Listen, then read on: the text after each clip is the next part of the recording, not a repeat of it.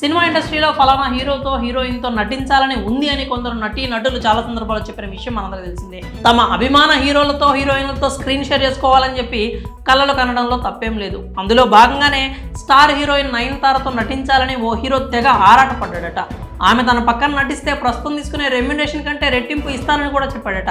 కానీ రెట్టింపు కాదు కదా, 100 కోట్ల రెమ్యునరేషన్ ఇచ్చినా కూడా ఆ హీరో పక్కన చేయనని డైరెక్ట్గా చెప్పేసిందట నయన్. మరి ఆ హీరో ఎవరు, ఆ మూవీ ఏది, పూర్తి వివరాలంటూ తెలుసుకుందాం.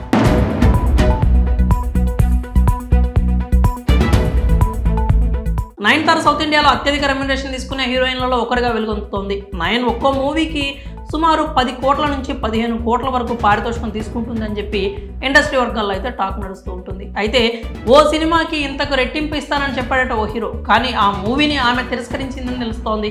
ఇంతకీ ఆ హీరో ఎవరో కాదు, Tamil Nadu biggest business men legend Saravanan. The legend అనే మూవీతో 2022లో ప్రేక్షకుల ముందుకు వచ్చాడు శరవణన్. కానీ ఆ మూవీ దారుణమైన కలెక్షన్స్తో పాటుగా భారీ డిజాస్టర్గా నిలిచింది. అయితే ఈ సినిమాలో ముందు హీరోయిన్గా నయనతారను తీసుకుందామని అనుకున్నారట. అందుకోసం భారీ మొత్తంలో రెమ్యునరేషన్ ఇవ్వడానికి కూడా సిద్ధపడ్డాడట శరవణన్.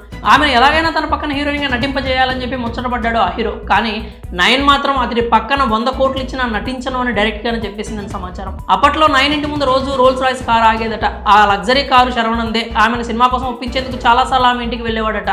ఎన్నిసార్లు నయన్ చుట్టూ ప్రదక్షిణ చేసినా పాపం నయన్ మాత్రం కనికరించలేదు. దీంతో కసితో బాలీవుడ్ బ్యూటీ ఊర్వశి రౌటేలాను దింపాడు లెజెండ్ శరవణన్. ఈ సినిమా కోసం ఊర్వశి బాగానే డిమాండ్ చేసినట్లు తెలుస్తోంది. మరి నయనతార చేసిన ఈ పనిపై మీరేమనుకుంటున్నారు? మీ అభిప్రాయాలని కామెంట్స్ రూపంలో తెలియజేయండి.